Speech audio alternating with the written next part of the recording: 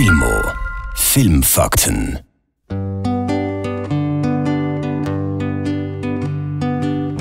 Zwei Berner Legenden, 2 Selbstmorde und ein Regisseur, der an Esperanto dachte. Wir beleuchten das Original hinter der Geschichte, die ziemlich aufregende Produktion des Films und warum Dallerbach zu einer der bekanntesten Schweizer Filmfiguren wurde.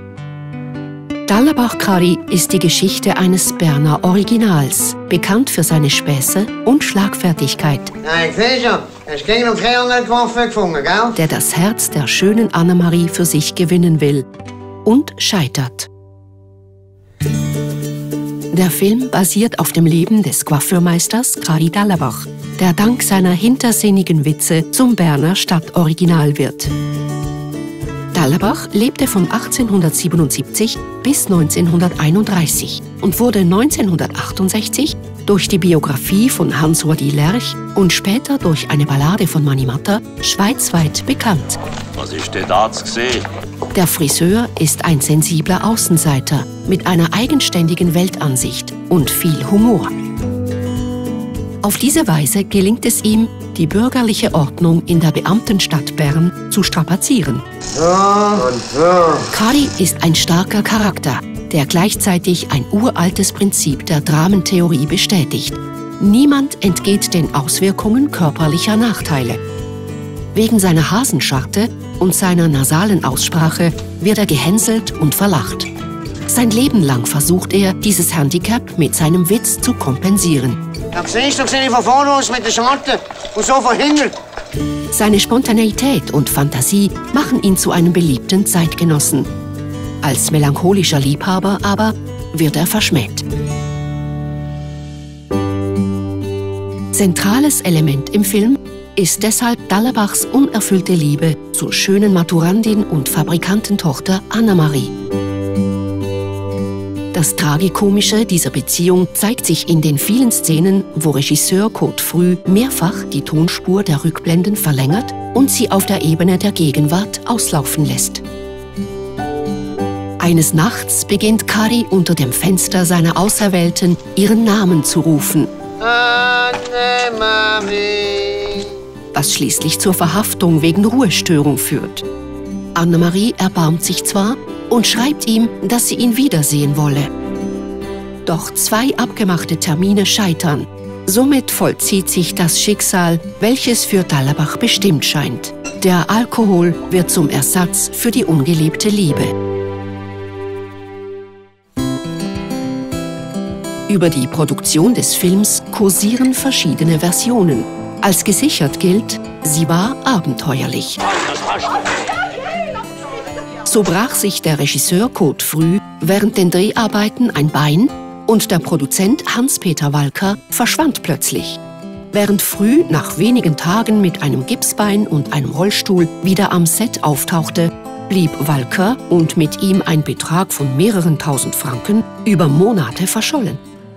Er wollte sich am Strand von Ibiza das Leben nehmen, wurde aber gerettet.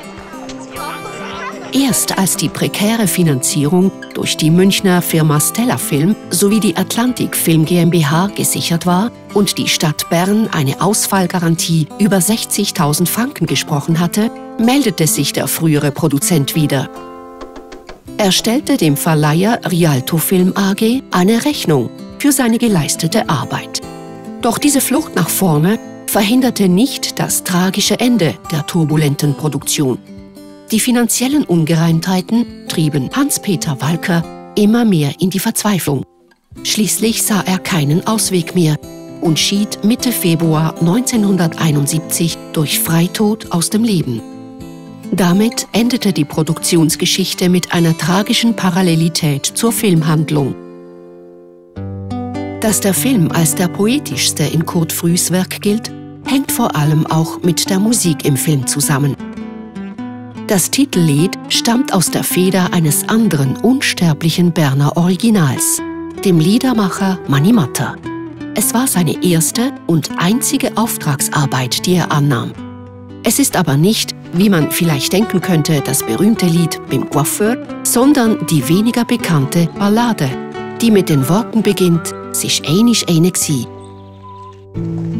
Es war eine, der hat von früh drunter gelitten, dass ihn die anderen Gänge ausgelacht haben. Am Anfang hat er gerannt, hat sich mit den anderen gestritten. Es nützt nichts, das ist ja nur, was sie will. Auch die Melodie von »Wenn die Blümlein draußen zittern« kehrt im Film mehrmals wieder. Kennen Sie das? Wie die Blümlein draußen zittern. Womit wir bei der Beerdigung wären. Dieses Lied wünschte sich der echte Dalabak Kari nämlich ausdrücklich als musikalische Begleitung seines Leichenmahls. Das eigentlich Lyrische am Film ist aber mit Sicherheit in den Charakter Kari Dalabaks eingeschrieben. Er wird meisterhaft verkörpert von Vallo Lüend. Der Zuger Schauspieler lernte für seine Rolle ein authentisches Berndeutsch. Die würde gescheiter weniger Mädchenwasser suchen bei dem Haarwuchs. Mit Dalabak Kari gelang ihm der endgültige Karrieredurchbruch. Dalabak Kari war einer der erfolgreichsten Schweizer Filme. Während 13 Wochen lief er allein in den Berner Kinos.